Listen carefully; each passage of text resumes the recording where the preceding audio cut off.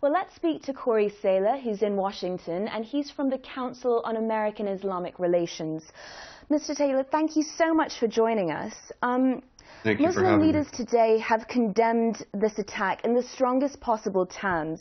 But what more do you think can be done or done differently?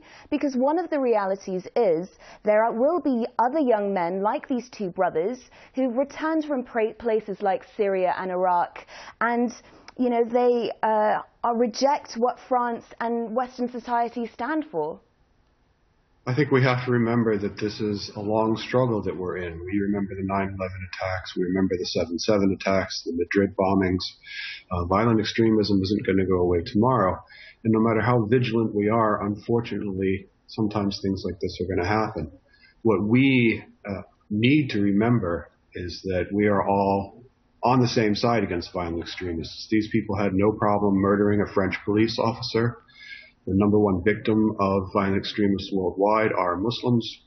So as a civilization, we can unite against the violent extremists and not fall into their trap of trying to divide us and having us turn on each other.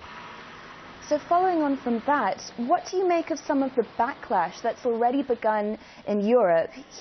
In the UK, Nigel Farage, who's the leader of the anti-immigration party UKIP, he's called this a fifth column. And there have been similar declarations in Germany and France.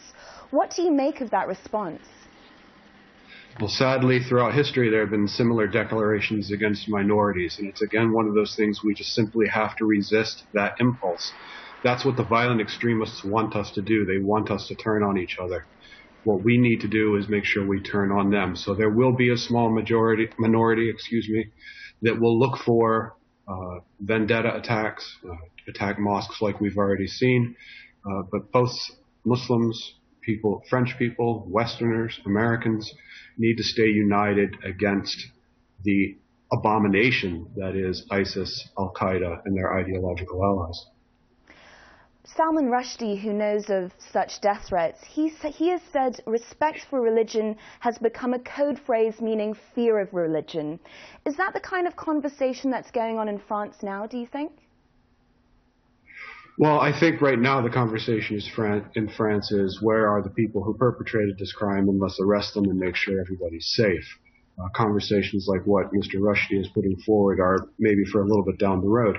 But really, I don't think that respect for religion means shutting down criticism of it.